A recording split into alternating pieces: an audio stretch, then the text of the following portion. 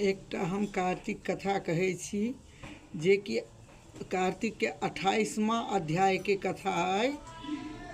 यदि अहाँ सबके नीक लागत तऽ अहाँ सब सुनू।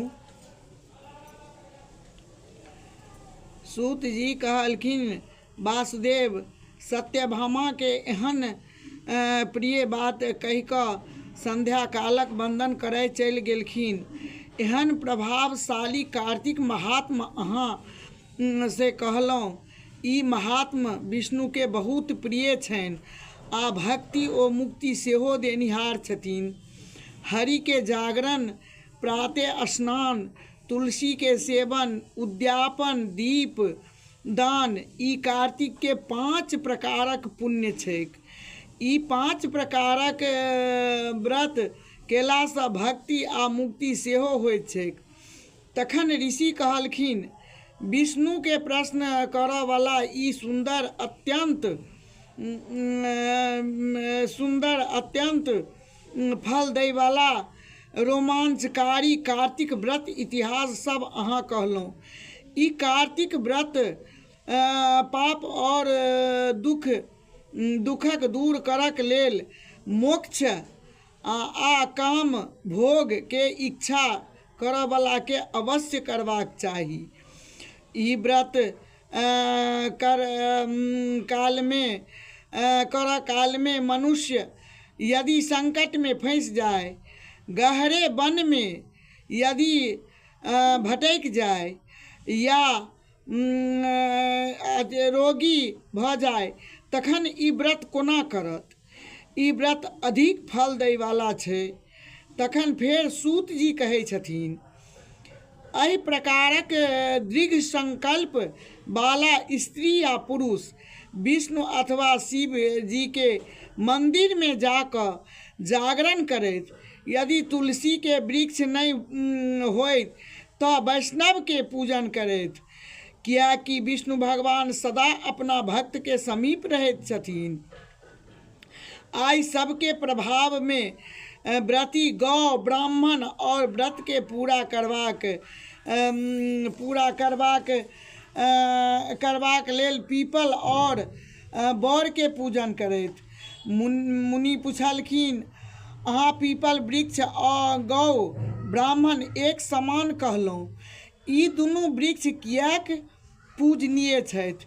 फेर सूत जी कहलखिन, पीपल विष्णु के रूप छथि आ बर शिव जी के, पलाश ब्रह्मा के रूप छथि। तखन ऋषि कहलखिन, ब्रह्मा, विष्णु और शिव ई तीनू वृक्ष कोना भऽ गेलथि से हमरा बुझा कऽ कहू, कियाकि हमरा बड़ संदेह भऽ रहल अछि। तखन सूत जी कहलखिन, एक दिनक बात छैक, शिव आ पार्वती भोग विलास में मग्न रहथि। ओहि समय ब्राह्मण के रूप धऽ कऽ अग्नि और देवता ओहिठाम एलखिन और हुनका प्रेम में बाधा डालक लगलखिन। ओहि बाधा से पार्वती बहुत दुखी भऽ कऽ हुनका श्राप दऽ देलखिन। पार्वती कहलखिन, कृमि और कीट आदि विषय भोग के आनंद के जनैत छथिन और अहाँ सब यही में विघ्न केलहुँ, ताहि दुआरे अहाँ सब वृक्ष भऽ जाओ। सूत जी कहै छथिन, यही प्रकारे पार्वती के कुपित श्राप सँ सब देवता वृक्ष भऽ गेलखिन। हे मुनि, एहि दुआरे विष्णु और महादेव पीपल और बर भऽ गेलखिन।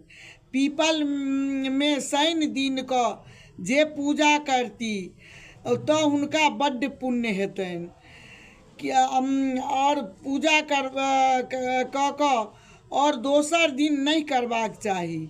शनि दिन पीपल में लक्ष्मी और नारायण के वास रहै छनि, ताहि दुआरे पूजा के बढ़िया फल भेटैत छैक। तुलसी माता सबके कल्याण करै छथिन। तुलसी के पूजा कार्तिक में बहुत नियम छै, बहुत नियम और बहुत पुण्यदायक तुलसी माता छथिन। ताहि दुआरे तुलसी के पूजा अवश्य कार्तिक में करबाक चाही। सब मिलकर गीत, जागरण, पूजा धूप दीप नैवेद्य झाँझ मजीरा झालि सब बजाकर तुलसी जी के गोहरेबाक चाही। तुलसी जी सब मनोरथ पूरा करै छथिन और सबके मनोकामना पूर्ण करै छथिन। सब मिल कऽ तुलसी पूजा कऽ कऽ तुलसी जी के जय करबाक चाही। कहू तुलसी माता की जय।